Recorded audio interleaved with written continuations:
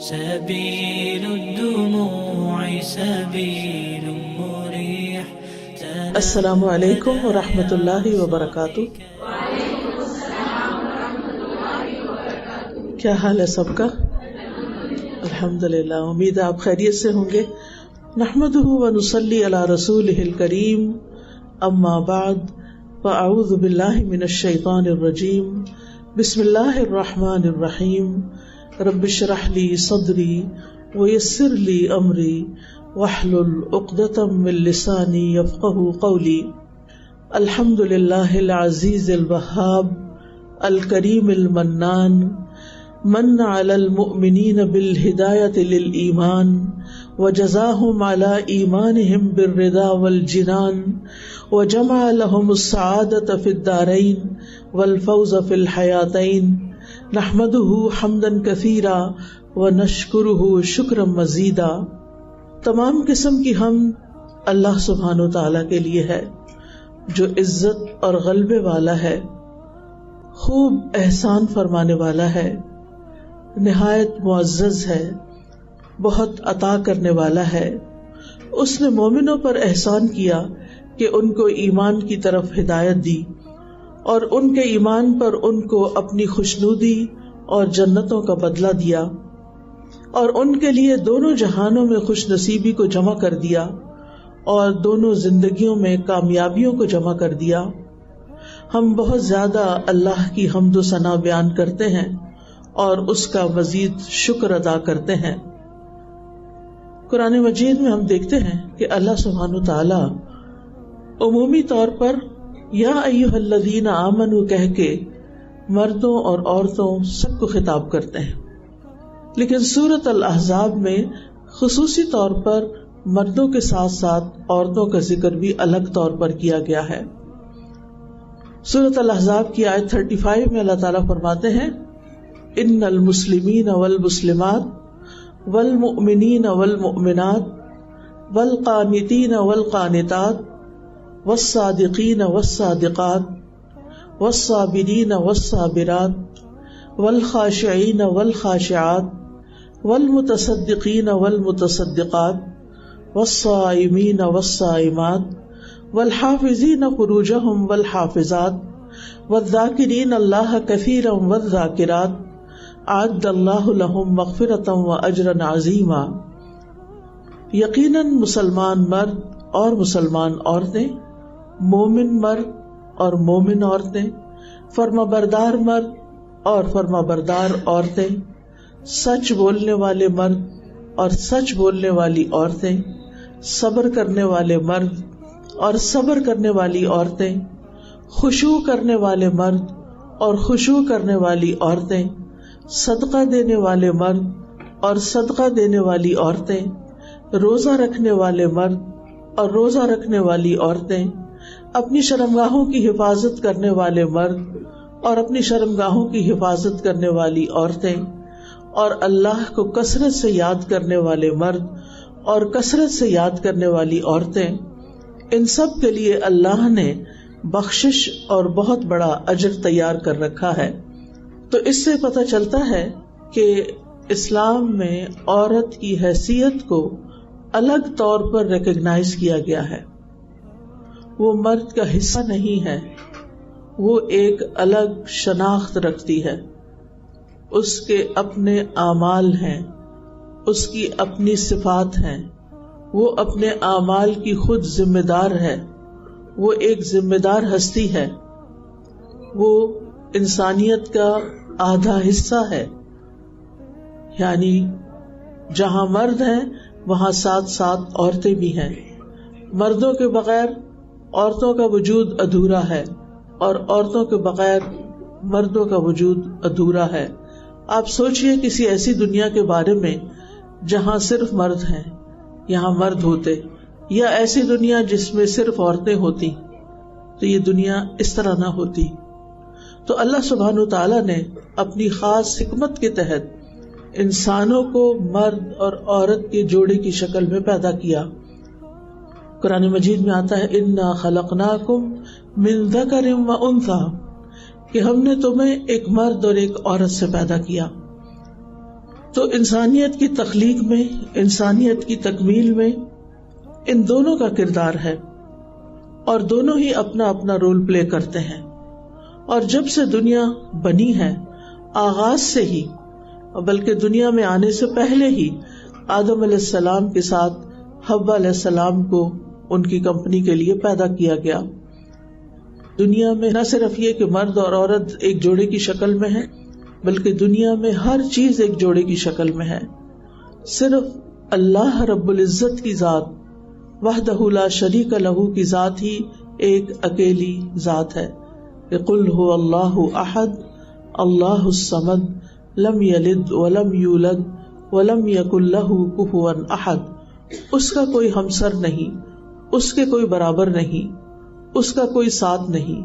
وہ تنہا ہے، اکیلا ہے، وہ نہ ہی ہے اور نہ شی ہے، وہ اپنی ذات میں منفرد ہے. کیونکہ عام طور پر لوگ ان بحثوں میں پڑ جاتے ہیں کہ وہ مذکر ہے یا مؤنث ہے. تو اللہ سبحانہ تعالی انسانوں کی ان ساری خصوصیات سے ابو ہے. ہم دیکھتے ہیں کہ ہمارے دین میں اعمال کے اجر کے اعتبار سے عورتیں مردوں کے برابر ہیں. سورۃ آل عمران میں آتا ہے فاستجاب لهم ربهم انی لا اضیع عمل عامل منکم من ذکر او انثی بعضکم من بعض. سو ان کے پروردگار نے ان کی دعا قبول کرتے ہوئے فرمایا، میں کسی عمل کرنے والے کے عمل کو خواہ مرد ہو یا عورت ہو ضائع نہیں کروں گا، کیونکہ تم دونوں ایک دوسرے کا حصہ ہو. یعنی دونوں مل کر ایک دوسرے کو کمپلیمنٹ کرتے ہو، ایک دوسرے کی تکمیل کرتے ہو، کیونکہ مرد کے بغیر عورت اور عورت کے بغیر مرد ادھورا ہے. لہذا یہ دونوں مل کر انسانیت کی تخلیق کرتے ہیں اور دنیا میں بھی بہت سارے کام کرتے ہیں. کیونکہ کوئی بھی کام عام طور پر بھی دیکھا جائے تو کوئی ایک فرد تنہا نہیں کر سکتا. اسی طرح ایک خاندان کی تعمیر کے لیے، ایک خاندان کی تکمیل کے لیے اور دیگر بہت سے کاموں کے لیے ایک دوسرے سے تعاون کی ضرورت ہوتی ہے. قرآن مجید میں اللہ تعالیٰ فرماتے ہیں والمؤمنون والمؤمنات، مومن مرد اور مومن عورتیں بعضهم اولیاء بعض، ان میں سے بعض یعنی وہ ایک دوسرے کے اولیاء یعنی مددگار ہیں، ایک دوسرے کے ساتھی ہیں. یأمرون بالمعروف وینہون عن المنکر، وہ نیکی کا حکم دیتے ہیں اور برائیوں سے روکتے ہیں. یعنی مومن اپنی ذات کے اعتبار سے، جیسے عمومی طور پر مومنوں کے بارے میں جیسے فرمایا گیا انما المؤمنون اخوہ، کہ مومن آپس میں بھائی بھائی ہیں، اور پھر مومنوں میں کچھ مرد ہیں اور کچھ عورتیں ہیں، تو وہ بھی ایک دوسرے سے نیکی کے کاموں میں تعاون کرنے والے ہیں، ایک دوسرے کے حریف نہیں ہیں، ایک دوسرے کے دشمن نہیں ہیں، ایک دوسرے کے مخالف نہیں ہیں، بلکہ وہ ایک دوسرے کے مددگار ہیں. تو اسلام جہاں عمومی طور پر معاشرے کے اندر ایک ہارمنی پیدا کرتا ہے، آپس میں اتفاق، اتحاد اور محبت سے رہنے کا درس دیتا ہے، وہاں اسی طرح مرد اور عورت کے بیچ میں بھی اتفاق اور اتحاد کی فضا قائم کرتا ہے، نہ کہ دشمنی کی اور ایک دوسرے کے مقابلے کی اور ایک دوسرے کو لیٹ ڈاؤن کرنے کی. اسلام سے پہلے دور جاہلیت میں عورت کے ساتھ بہت بدسلوکی کی جاتی تھی. اس وقت دنیا کی تاریخ میں جانے کا وقت نہیں ہے کہ ہر ملک کے اندر، ہر علاقے کے اندر، ہر تہذیب کے اندر عورتوں کا استحصال کیا گیا. صرف اسلام سے پہلے ہی کی بات کروں گی کہ وہاں عورت کو جینے کا حق نہیں تھا. سارے قبائل تو نہیں، لیکن بعض قبائل میں اگر بیٹی پیدا ہوتی تو اس بیٹی کو وہ زندہ دفن کر دیتے تھے، اسے جینے کا حق نہیں دیتے تھے. تو اسلام نے آ کر اسے جینے کا حق دیا. پھر اسی طرح انہوں نے اپنی ایک شریعت بنائی ہوئی تھی، اپنا ایک قانون بنایا ہوا تھا، اور کھانے پینے کے معاملے میں کچھ چیزیں عورتوں پر حرام کر رکھی تھی کہ یہ ہمارے مردوں کے لیے حلال ہیں، یہ ہماری عورتیں نہیں کھا سکتی. وقالوا ما في بطون هذه الانعام خالصة لذكورنا ومحرم على ازواجنا وان يكن ميتة فهم فيه شركاء سيجزيهم وصفهم انه حكيم عليم. اور وہ کہتے ہیں کہ جو بچہ ان مویشیوں کے پیٹوں میں ہے وہ خالص ہمارے مردوں کے لیے ہے، یعنی اگر یہ مویشی یا گائے یا بھینس جو ہے صحیح سلامت بچہ پیدا کرے گی تو اس کے مالک، اس کے حقدار، اس کے کھانے والے بس مرد ہوں گے، عورتوں کا اس میں حصہ نہیں، اور وہ ہماری عورتوں پر حرام ہے، اور اگر وہ مردار ہو تو سب اس میں شریک ہو سکتے ہیں۔ اللہ تعالیٰ فرماتے ہیں جلد ہی وہ انہیں ان کی اس غلط بیانی کا بدلہ دے گا، یعنی اللہ تعالیٰ انہیں اس ظلم پر پوچھے گا کہ یہ ان کو کس نے اختیار دیا تھا کہ کچھ چیزیں خود سے خود عورتوں پر حرام کر دیں جن کو اللہ تعالیٰ نے ان کے لیے حرام نہیں کیا۔ لہذا آج بھی آپ دیکھیں کہ عورتیں ان تمام چیزوں کی مالک ہو سکتی ہیں، انڈیپینڈنٹلی ان چیزوں کو اون کر سکتی ہیں۔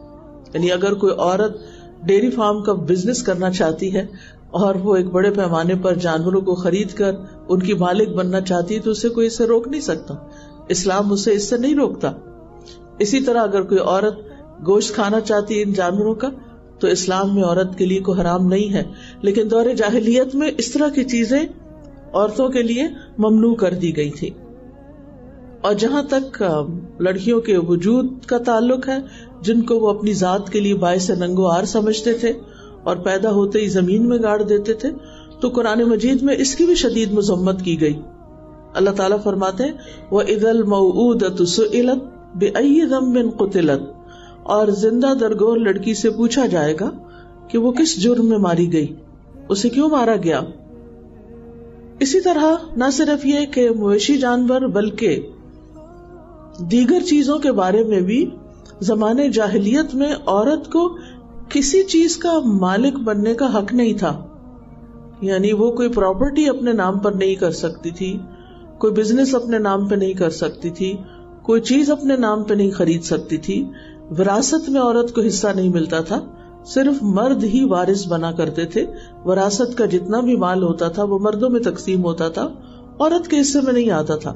تو اللہ سبحانہ وتعالیٰ نے اس ناانصافی کو ختم کیا اور عورت کو ملکیت کا پورا پورا حق دیا کہ وہ اپنے نام پر اپنی مرضی سے جو بھی وہ خریدنا چاہتی ہے یا اس کے پاس جو بھی مال ہے وہ اس سے خود تجارت کر سکتی ہے، اس کو اپنے پاس رکھ سکتی ہے، اپنی مرضی سے خرچ کر سکتی ہے۔ اور اس میں ہم دیکھتے ہیں کہ جیسے حضرت خدیجہ رضی اللہ تعالی عنہا ہیں تو دور جاہلیت میں وہ تجارت کیا کرتی تھی اور بہت بڑے بزنس کی مالک تھی، تو دور اسلام میں انہیں اس سے منع نہیں کیا گیا۔ یہ الگ بات ہے کہ انہوں نے اپنا سارا مال، اپنے سارے ریسورسز رسول اللہ صلی اللہ علیہ وسلم کی مدد میں، آپ کے کام میں تعاون کرتے ہوئے خرچ کر دیے تھے، اور پھر بالآخر ان کے پاس کچھ نہیں رہا تھا، اور اس قربانی پر اللہ سبحانہ وتعالیٰ نے ان کو بہت بڑا اعزاز دیا، ان کے لیے سلام بھیجا، یعنی جبریل علیہ السلام اللہ تعالیٰ کی طرف سے پیغام لے کر آئے حضرت خدیجہ کے لیے، اور انہوں نے آ کے خوشخبری دی اور کہا کہ یہ خدیجہ آ رہی ہیں اور ان کے ہاتھ میں کچھ کھانے کی چیز ہے، ان کے لیے جنت میں موتیوں کا محل ہوگا جس میں کسی قسم کا کوئی شور اور ڈسٹربنس نہیں ہوگی۔ تو جب ایک عورت کوئی قربانی کرتی ہے یا ایک عورت کسی قسم کی سیکریفائس کرتی ہے تو اللہ سبحانہ تعالیٰ اس کے لیے بھی بلند مقامات اور درجات رکھتے ہیں۔ اسی طرح قرآن مجید میں حضرت آسیہ کی مثال ملتی ہے، اور خاص طور پر مومنوں کے لیے ان کو بطور مثال پیش کیا گیا ہے۔ ضرب اللہ مثلا للذین آمنوا امرأۃ فرعون، اللہ سبحانہ تعالیٰ نے ان لوگوں کے لیے جو ایمان لائے ہیں فرعون کی بیوی کی مثال پیش کی ہے۔ اذ قالت رب ابن لی عندک بیتا فی الجنہ، جب اس نے کہا کہ اے میرے رب میرے لیے اپنے پاس جنت میں ایک گھر بنا دے، یعنی ان کو فرعون نے جب بہت تنگ کیا اور بہت سزائیں دی اور ان کے ہاتھوں میں کیل گاڑ دیے اور پاؤں میں بھی، اور ان کو کھانا پینا بھی نہیں دیا جاتا تھا، اور فرعونی جو تھے ان کو طرح طرح کی سزائیں دیتے تھے، تو اس وقت انہوں نے اللہ تعالیٰ سے یہ دعا کی تھی کہ اللہ اب مجھے دنیا میں نہیں رہنا، میرے لیے اپنے پاس یعنی مجھے اپنا قرب عطا کر دے، اور میں اپنے ایمان سے ہٹنے والی نہیں، اپنے ایمان کو چھوڑنے والی نہیں، لیکن میرے لیے اپنے پاس جنت میں گھر بنا دے۔ تو اللہ سبحانہ تعالیٰ نے ان کو دنیا میں ہی جنت میں گھر دکھا دیا۔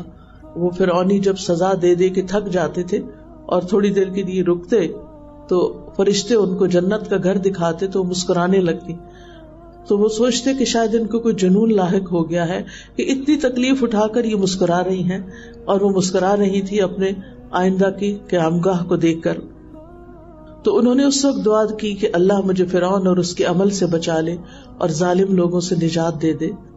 اسی طرح اللہ سبحانہ وتعالیٰ قرآن مجید میں مریم بنت عمران یعنی حضرت عیسیٰ علیہ السلام کی والدہ کی مثال پیش کرتے ہیں، اور ان کی خاص خوبی کا ذکر کرتے ہیں کہ جس نے اپنی شرمگاہ کی حفاظت کی تو ہم نے اس میں اپنی روح سے پھونک دیا، یعنی عیسیٰ علیہ السلام کو بغیر کسی مرد کے پیدا کیا، اور اس نے اپنے رب کی باتوں اور اس کی کتابوں کی تصدیق کی اور وہ اطاعت کرنے والوں میں سے تھی. یہ مریم علیہ السلام کی صفات قرآن مجید میں خاص طور پر بیان ہوئی ہیں کہ وہ کتنی اعلیٰ درجے کی خاتون تھی کہ جنہوں نے ایک طرف اپنی عزت و عصمت کی حفاظت کی. اللہ سبحانہ تعالیٰ کی طرف سے ان پر ایک امتحان تھا کہ بغیر باپ کے بغیر شادی کے ان کا بچہ پیدا ہوا، اور پھر اللہ تعالیٰ نے ان کی پاک دامنی اور عصمت کی قرآن مجید میں تصدیق کی. اور اس کے ساتھ یہ ہے کہ ان کی خاص صفات یہ بھی بیان کی کہ وہ اتنے امتحان سے گزرنے کے باوجود بھی اپنے رب کی باتوں کی تصدیق کرنے والی تھی، یعنی اللہ تعالیٰ کے احکامات کو ماننے والی اور اس کی کتابوں کی تصدیق کرنے والی. تو اس سے یہ پتہ چلتا ہے کہ مریم علیہ السلام جو تھی وہ پڑھی لکھی خاتون تھی، اور تورات اس سے پہلے نازل ہوئی تھی تو اس کی بھی تصدیق کرنے والی تھی. اور تصدیق کا مطلب یہ کہ اس کو ویریفائی کرنے والی تھی یا اس کو کنفرم کرنے والی تھی کہ واقعی یہ اللہ سبحانہ تعالیٰ ہی کی طرف سے ہے، اور وہ اطاعت گزار لوگوں میں سے تھی.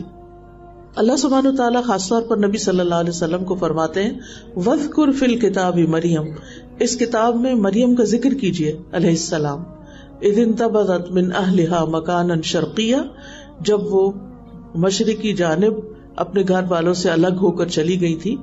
اور یہ مریم علیہ السلام کی بہت بڑی فضیلت ہے کہ صرف وہ واحد خاتون ہیں جن کا نام لے کر قرآن مجید میں ذکر کیا گیا ہے، اور اسی طرح یہ ہے کہ ان کی تعریف بیان کی گئی، اور 34 بار 34 ٹائمز قرآن مجید میں ان کے نام کا ذکر آتا ہے. اور پھر اللہ تعالیٰ نے فرشتوں کے ذریعے ان کو براہ راست خطاب بھی کیا. وَإِذْ قَالَتِ الْمَلَائِكَةُ يَا مَرْيَمُ إِنَّ اللَّهَ اصْطَفَاكِ وَطَهَّرَكِ وَاصْطَفَاكِ عَلَى نِسَاءِ الْعَالَمِينَ، اور جب فرشتوں نے کہا کہ اے مریم، بے شک اللہ نے تجھے چن لیا، تجھے پاک کر دیا اور سب جہانوں کی عورتوں پر تمہیں فضیلت عطا کی، یعنی ہر دور کی خواتین کے لیے تم ایک مشعل راہ ہو. کس بنا پر اللہ تعالیٰ نے ان کو ہمارے لیے ایک رول ماڈل بنایا کہ انہوں نے نمبر 1 اپنی عزت و عصمت کی حفاظت کی، کہ وہ کوئی باغی خاتون نہیں تھی، وہ کسی حرام کام میں نہیں پڑی، انہوں نے کسی مرد سے ناجائز تعلقات قائم نہیں کیے. دوسری چیز یہ ہے کہ وہ اپنے رب کی فرما بردار تھی، یعنی جس طرح رب نے چاہا انہوں نے کیا، اور انہوں نے کوئی شکوہ نہیں کیا.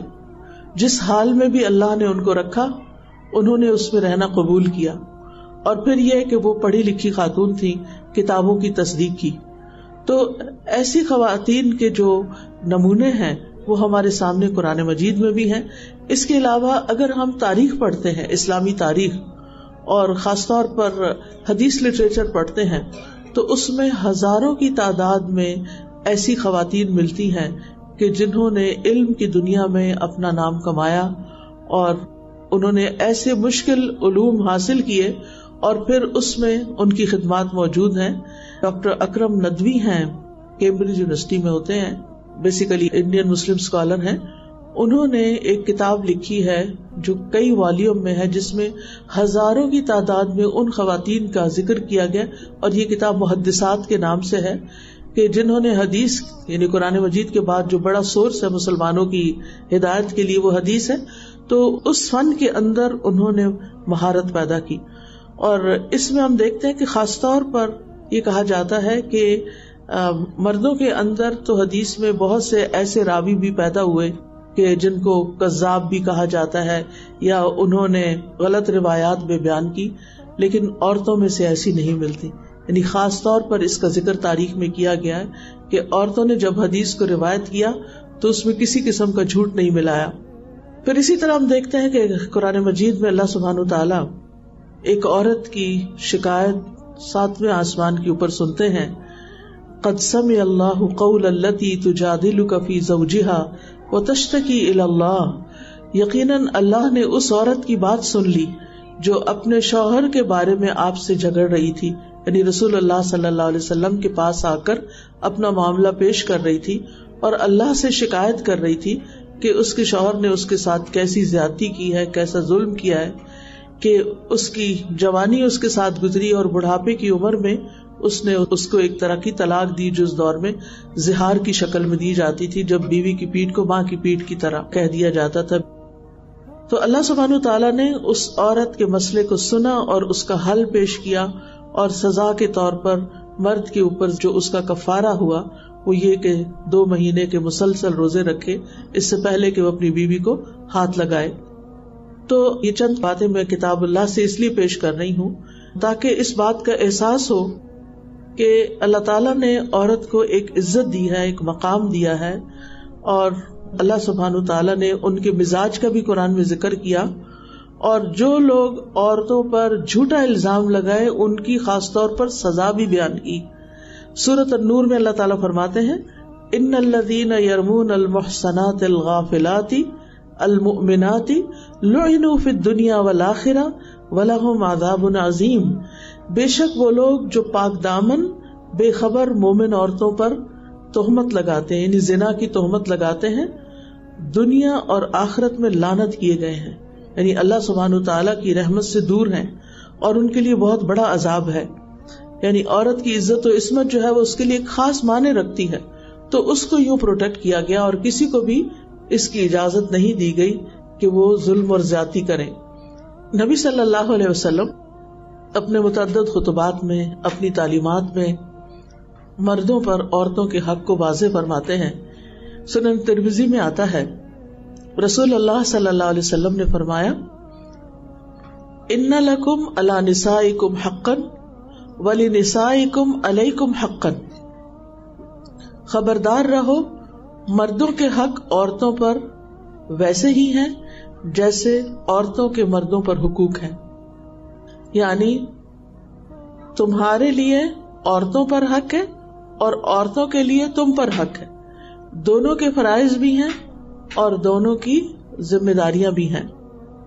نبی صلی اللہ علیہ وسلم بیوی کے حق کی وصیت کرتے ہوئے کہتے ہیں، حضرت عبداللہ ابن عمرو ابن العاص کہتے ہیں کہ رسول اللہ صلی اللہ علیہ وسلم نے مجھ سے فرمایا، اے عبداللہ، مجھے بتایا گیا ہے کہ تم دن کو مسلسل روزے رکھتے ہو اور رات کو مسلسل قیام کرتے ہو۔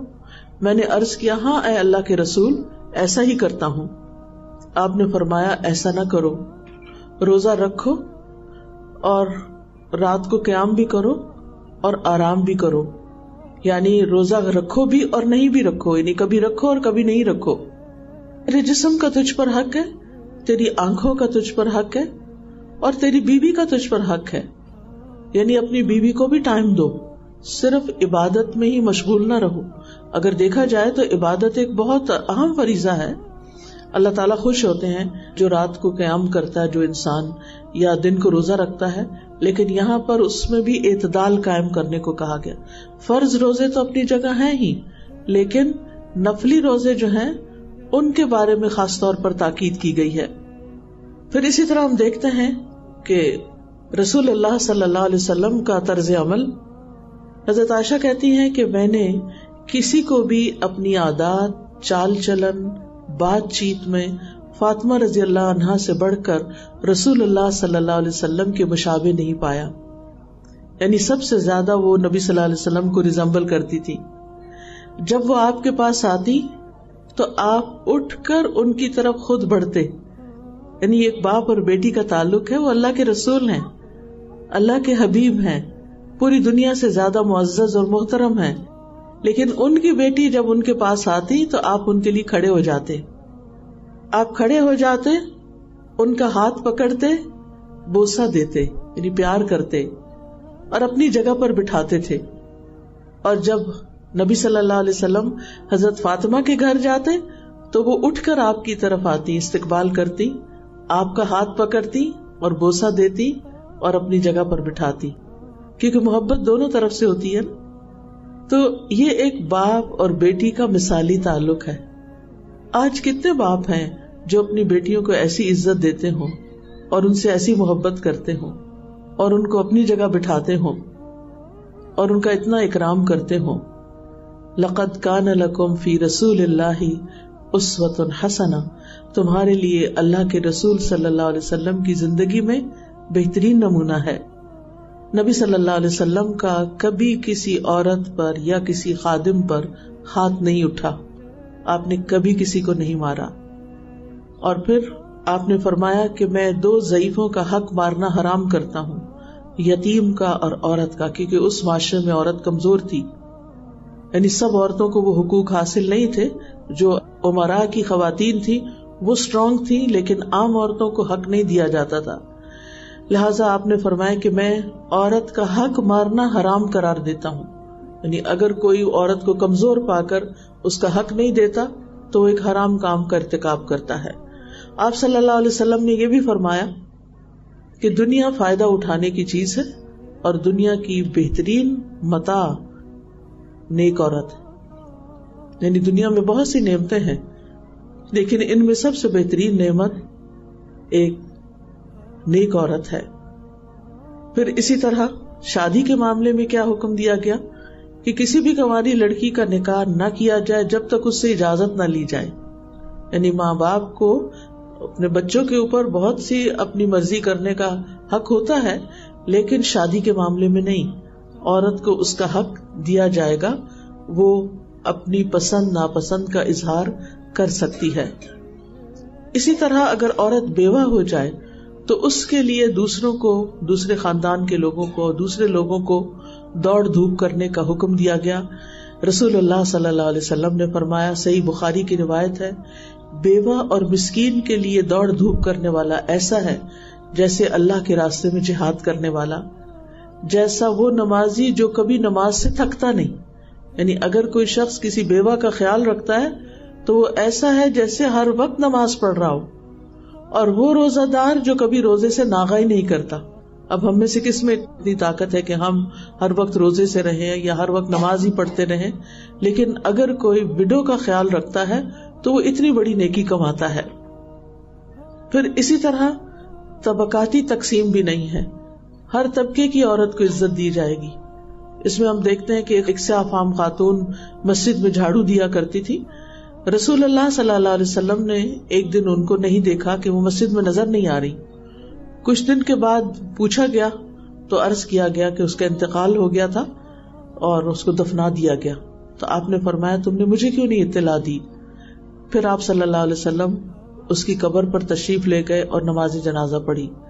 یعنی ایک وہ عورت جو صرف جھاڑو دینے والی ہے، جس کا اپنا کوئی اسٹیٹس نہیں، کوئی گھر نہیں، کوئی کچھ اس کی جان پہچان نہیں، وہ خاموشی سے آتی ہے، وہ جیسے کلینر ہوتا ہے تو وہ کلینر ہے. لیکن اللہ کے رسول صلی اللہ علیہ وسلم نے اس کو اتنی عزت دی کہ وہ ہمارے ساتھ تھی، وہ روز یہاں صفائی کرتی تھی اور آج نہیں ہے، تو اس کا بھی حق ہے کہ ہم اس کا خیال رکھیں اور آپ لوگوں کو لے کر دوبارہ جا کر اس کی قبر پر جنازہ پڑھتے ہیں. اسی طرح ہم دیکھتے ہیں کہ عورت کو وراثت میں حق دیا گیا.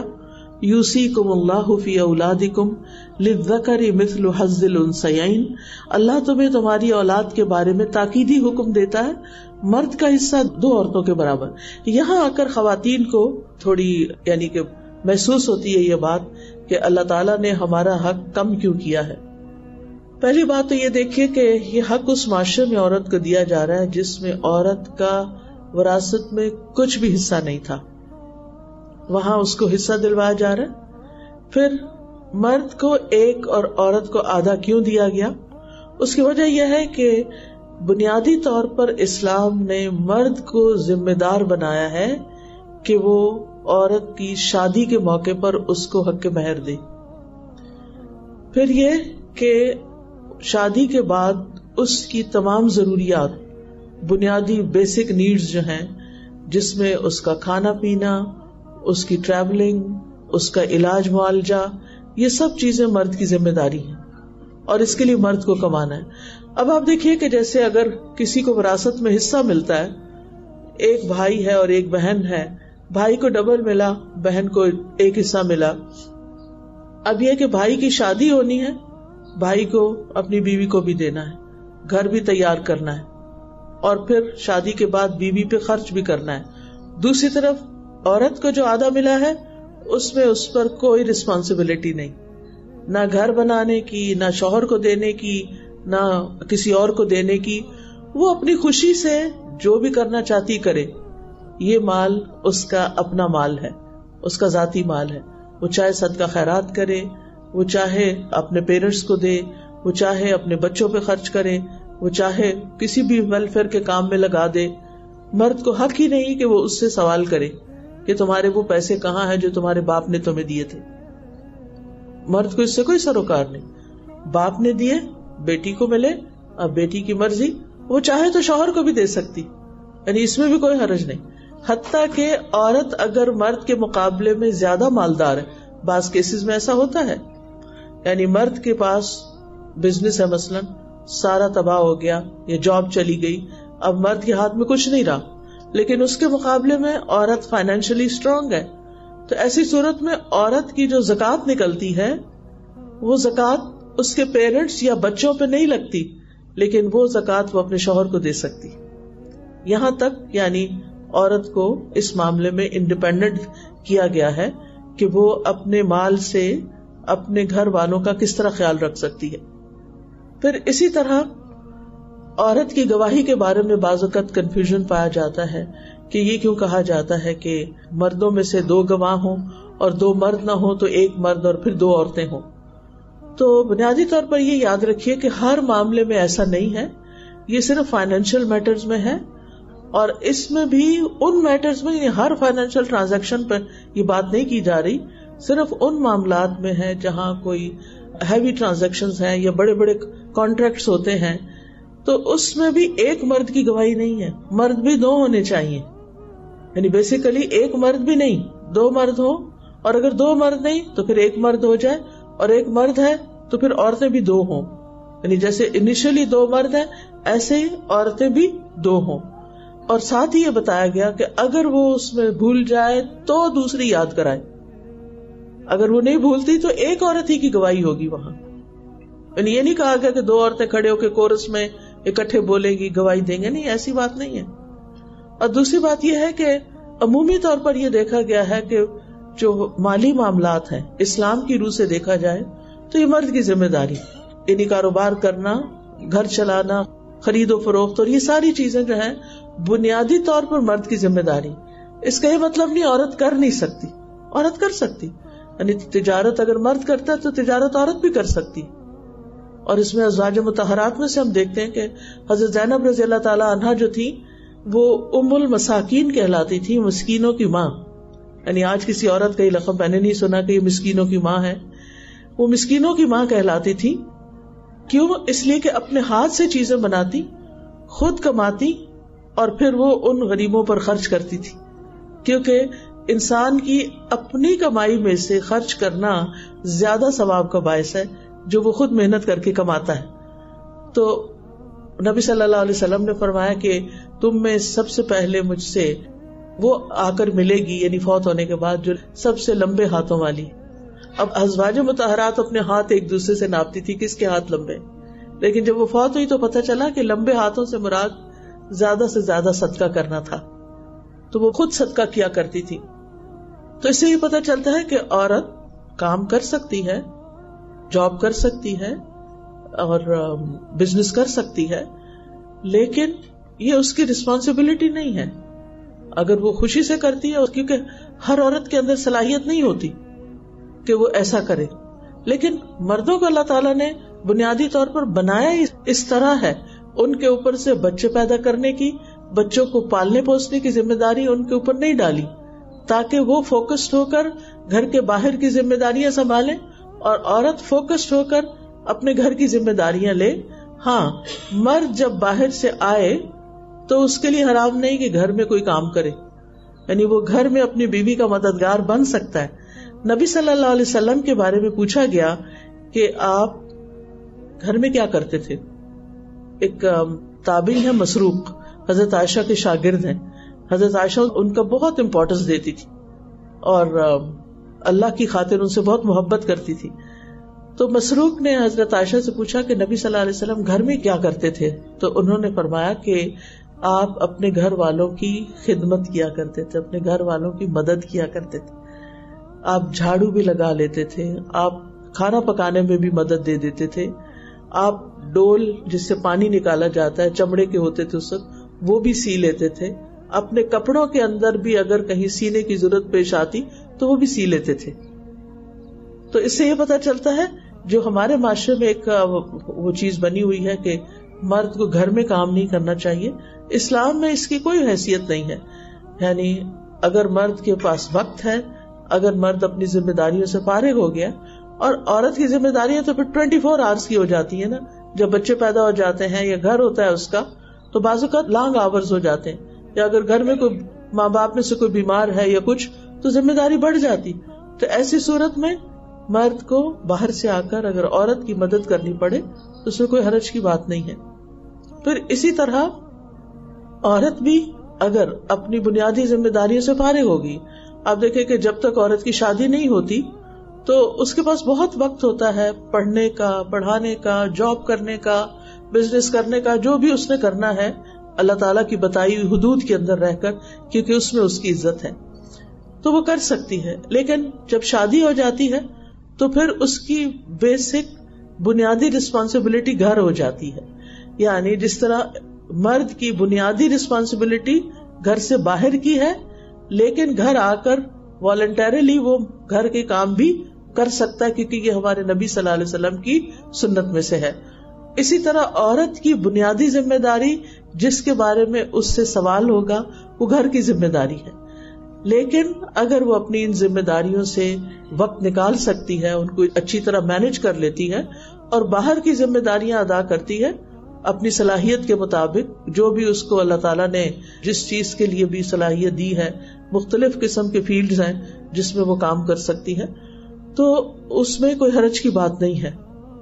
اب مرد سے جو سوال کیا جائے گا وہ اس کی بنیادی ذمہ داریوں کے بارے میں کیا جائے گا کہ اس نے بیوی کا نان نفقہ دیا یا نہیں، اس نے کمائی کی یا نہیں.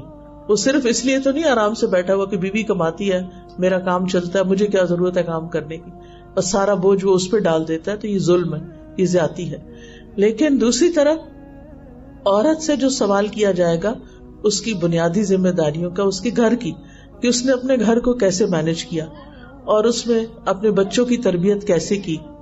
کیونکہ نبی صلی اللہ علیہ وسلم نے فرمایا کلکم راعن وکلکم مسئول عن رعیتہ، تم میں سے ہر شخص نگران ہے اور ہر شخص سے اس کی رعایا کے بارے میں سوال کیا جائے گا. فالمرأة راعیۃ فی بیت زوجہا ومسئولۃ عنہا، عورت اپنے شوہر کے گھر میں نگران ہے اور اس سے اس کے بارے میں پوچھا جائے گا. یعنی عورت سے جو سوال ہوں گے قیامت کے دن اس سے اس کے گھر کے بارے میں پوچھا جائے گا. اور یہ بہت انصاف کی تقسیم ہے، ایک باہر کا کام کر رہا ہے، ایک اندر کا کر رہا ہے، ایک باہر سے آ کے اندر کی مدد کر رہا ہے اور ایک اندر سے باہر کی مدد کرے، اٹس فائن. لیکن اگر کوئی مرد گھر آ کر مطلب اتنا تھکا ہوا ہے کہ اس کے پاس کوئی وقت نہیں کہ وہ گھر میں کچھ کنٹریبیوٹ کر سکے پریکٹیکلی، تو اس سے پوچھا نہیں جائے گا. اسی طرح اگر ایک عورت گھر سے باہر کام نہیں کرنا چاہتی تو اس سے پوچھا نہیں جائے گا، اس سے سوال نہیں ہوگا. لیکن اپنے اپنے میدان میں اگر وہ اپنی ذمہ داریاں نہیں نبھاتے تو پھر اس سے سوال کیا جائے گا. پھر اسی طرح ہم دیکھتے ہیں کہ علمی میدان میں ہر دور میں خواتین نے بہت ذمہ داری ادا کی. اس میں ازواج مطہرات کو تو خاص طور پر حکم دیا گیا. کیا فرمایا وقرن فی بیوتکن ولا تبرجن تبرج الجاہلیۃ الاولی واقمن الصلاۃ وآتین الزکاۃ واتین اللہ ورسولہ انما یرید اللہ لیذھب عنکم الرجس اہل البیت ویطہرکم تطہیرا واذکرن ما یتلی فی بیوتکن من آیات اللہ والحکمہ ان اللہ کان لطیفا خبیرا. اور اپنے گھروں میں ٹکی رہو، یعنی ازواج مطہرات کے لیے خاص حکم تھا کیونکہ وہ ان کا سٹیٹس بہت ہائی تھا، تو ان کو عام عورتوں کی طرح باہر گھومنے کی اجازت نہیں تھی. اس کا مطلب نہیں کہ ضروری کام وہ مساجد میں بھی جاتی تھی، مسجد نبوی میں بھی جاتی تھی، وہ حج عمرے کے لیے بھی جاتی تھی، لیکن عمومی طور پر جیسے باقی خواتین گھر سے نکلتی تھی تو ان کو کہا گیا کہ وہ گھر میں رہیں اور پہلی جاہلیت کے زیب و زینت ظاہر کرنے کی طرح اپنی زینت ظاہر نہ کریں، کیونکہ دور جاہلیت میں عورت جو تھی وہ اپنی بیوٹی اور اپنے کپڑے اور اپنا سب کچھ یعنی اس طرح پہنتی تھی کہ وہ مردوں کو اٹریکٹ کرے، تو اس سے بھی منع کیا گیا. اور نماز قائم کرو اور زکوٰۃ دو اور اللہ اور اس کے رسول کا حکم مانو. اللہ تو یہی چاہتا ہے کہ تم سے گندگی دور کر دے اے گھر والو، اے اہل البیت، اور تمہیں پاک کر دے خوب پاک کرنا. اور تمہارے گھروں میں اللہ کی جن آیات اور دانائی کی باتوں کی تلاوت کی جاتی ہے انہیں یاد کرو، ان کا ذکر کرو. گویا ازواج مطہرات کو یہ ذمہ داری دی گئی کہ وہ جو قرآن مجید ان کے گھروں میں نازل ہو رہا ہے اور جو احادیث مبارکہ نبی صلی اللہ علیہ وسلم بیان کرتے ہیں وہ بھی ان کا علم حاصل کریں اور ان کو آگے بیان کریں. یہی وجہ ہے کہ ہم دیکھتے ہیں کہ خاص طور پر حضرت عائشہ جن کی شادی ینگ ایج میں ہو گئی تھی اور جس پہ بہت اعتراض اٹھائے جاتے ہیں، انہوں نے نبی صلی اللہ علیہ وسلم سے علم کا ایک بہت بڑا ذخیرہ لیا اور بعد میں انہوں نے اس کو سکھایا. اسی لیے آپ کی روایات کی تعداد 2000 سے اوپر ہے جو نبی صلی اللہ علیہ وسلم سے علم سیکھ کر انہوں نے آگے سکھایا تھا. تو امہات کا ایک علمی مقام ہے. ابو موسیٰ الاشعری کہتے ہیں جب ہم اصحاب رسول پر کسی حدیث میں کبھی کوئی مشکل پیش آئی تو ہم نے سیدہ عائشہ سے پوچھا تو ہم نے ان کے ہاں اس حدیث کے بارے میں معلومات پائیں.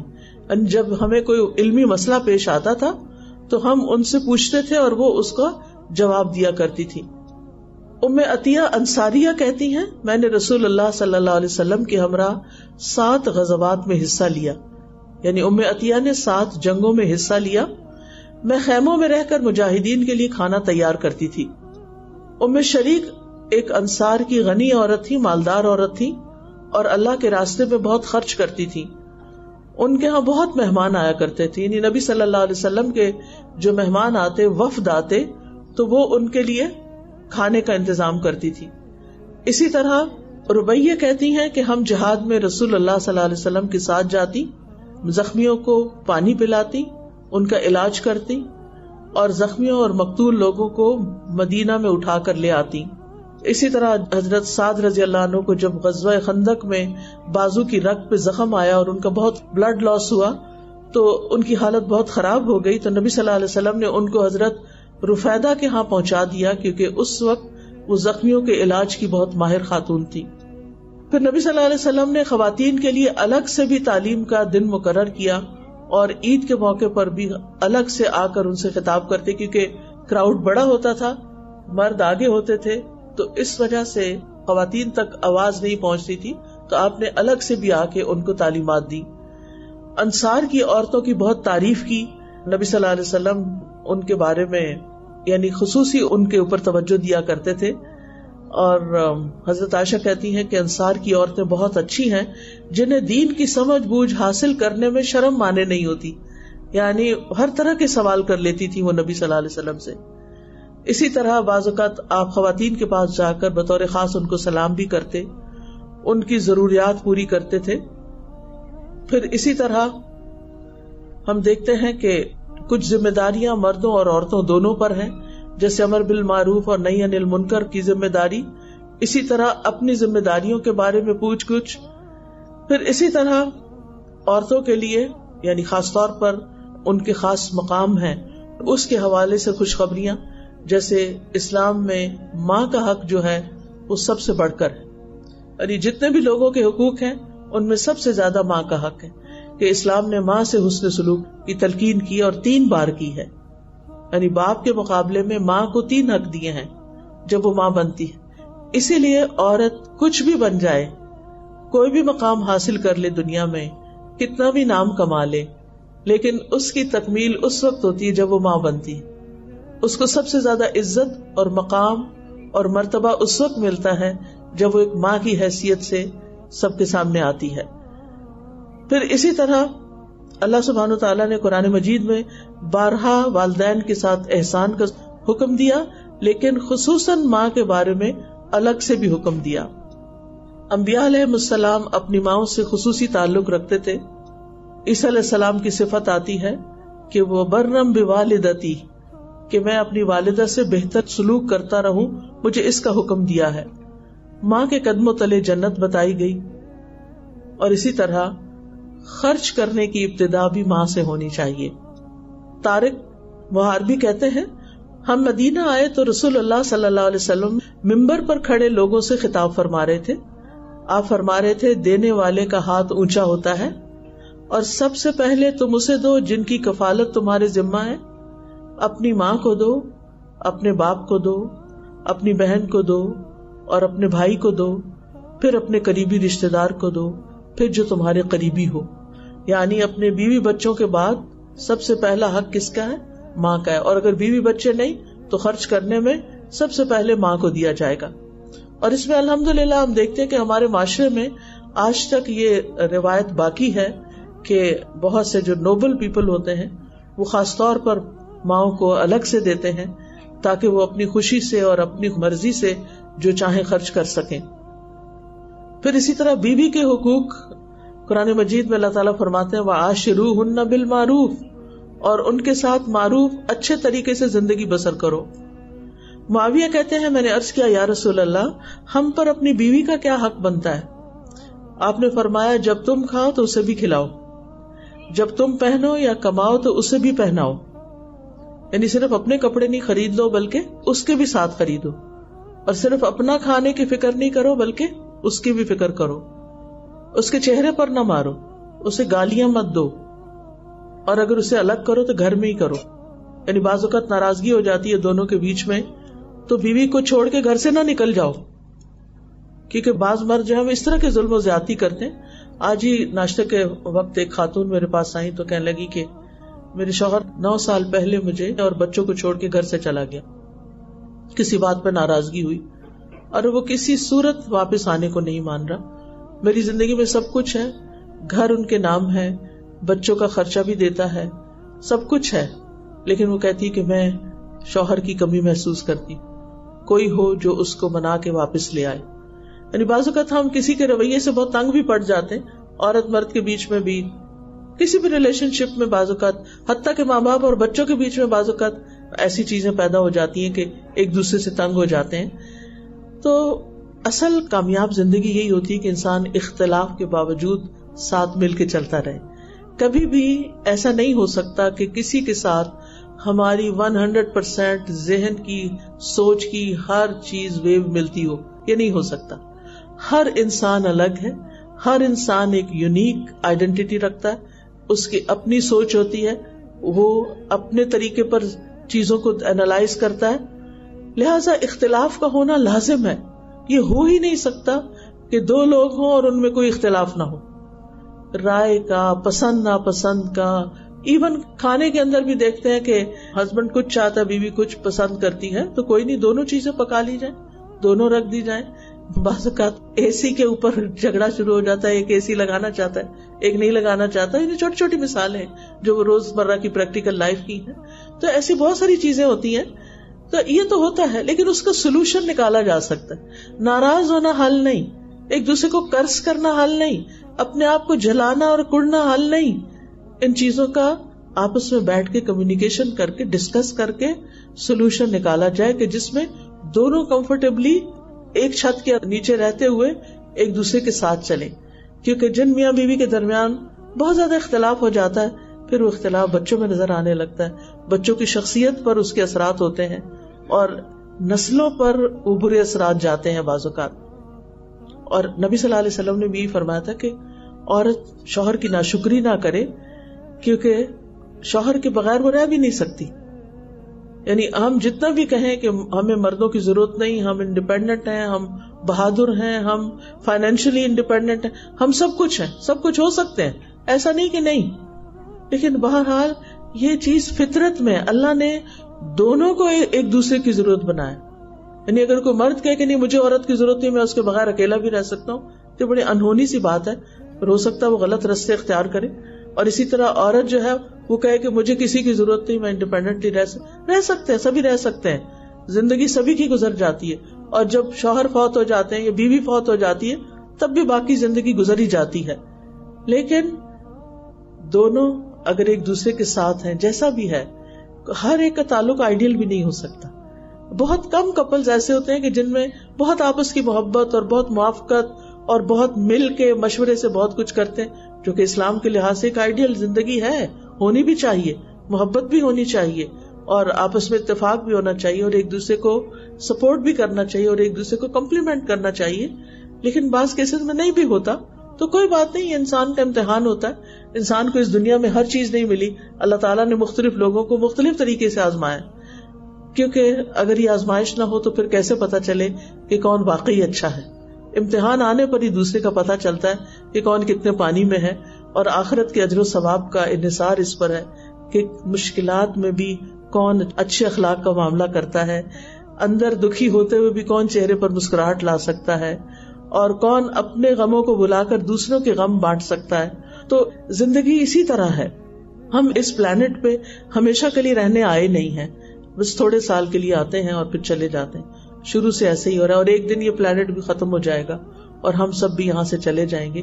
اللہ نے ہم مسلمانوں کے لیے ایک اور زندگی رکھی ہے اور وہ جنت کی زندگی ہے، لیکن اس کے لیے کوالیفائی کرنا ضروری ہے.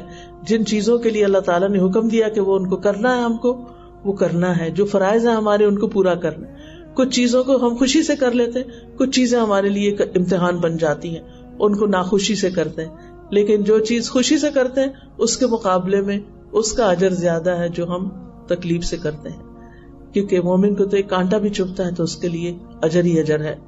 تو بہرحال بیوی کے حقوق ہیں، بیوی پر معروف طریقے سے خرچ کرنا وہ بھی صدقہ ہے. حتیٰ کہ نبی صلی اللہ علیہ وسلم نے فرمایا جب آدمی اپنی بیوی کو پانی پلاتا ہے تو اسے اجر دیا جاتا ہے، کیونکہ بیویاں تو پلاتی رہتی ہیں لیکن ہسبینڈ کم ہی ہوتے ہیں کہ جو اٹھ کے بیوی کو پانی دے. تو ارباز بن ساریہ اس حدیث کے راوی ہیں، وہ کہتے ہیں جب میں نے یہ حدیث سنی تو اٹھا اور اپنی بیوی کو پانی پلایا اور اسے بھی یہ حدیث سنائی. پھر اسی طرح نبی صلی اللہ علیہ وسلم کی اپنی زندگی کی مثال ہے کہ وہ حضرت عائشہ سے سب سے زیادہ محبت کرتے تھے. آپ سے پوچھا گیا کہ آپ کو کس سے زیادہ محبت ہے تو آپ نے فرمایا عائشہ سے. پوچھا گیا مردوں میں سے تو کہا اس کے والد سے. یعنی آپ نے کبھی اس میں جھجک محسوس نہیں کی کہ اپنے دل کے یا جذبات کا اظہار کریں کہ مجھے واقعی عائشہ سے محبت ہے. اور پھر یہ کہ محبت کا عملی اظہار بھی کرتے. حضرت عائشہ کہتی ہے میں حیض کی حالت میں پانی پیتی اور برتن نبی صلی اللہ علیہ وسلم کو دیتی.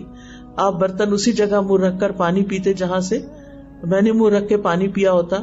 میں حالت حیض میں ہڈی سے گوشت کھا کر آپ کو دیتی اور آپ اسی جگہ سے کھاتے جہاں سے میں نے کھایا ہوتا. کیونکہ بعض لوگوں کے ہاں حالت حیض میں عورت ناپاک ہے اور اس کا پسینہ بھی ناپاک ہے اور سب کچھ ہی ناپاک ہے، حالانکہ ایسا نہیں ہے.